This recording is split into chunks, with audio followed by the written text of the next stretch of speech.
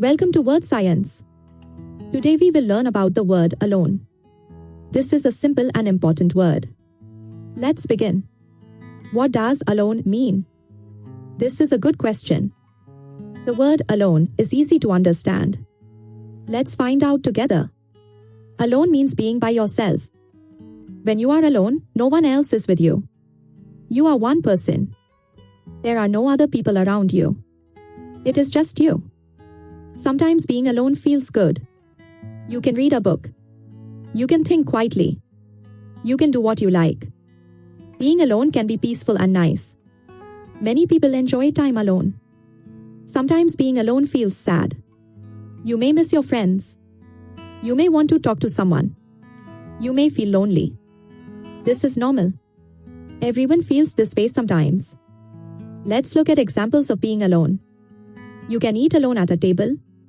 You can walk alone in a park. You can work alone at your desk. These are all times when you are by yourself. Now let's compare alone with being with others. When you are alone, you are by yourself. When you are with others, you have friends or family near you. Both are okay. Both are part of life. When do people feel alone? People feel alone when no one is near them. They may be in a room by themselves. They may be away from home. They may be thinking about something quietly. What is the opposite of alone?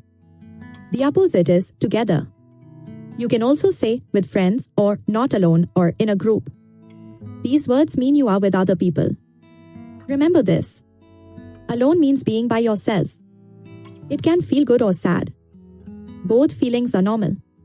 Sometimes we need time alone. Sometimes we need time with others. Both are important in life. Thanks for learning with Wordscience. We hope you enjoyed this lesson. Keep learning new words with us. See you in the next video.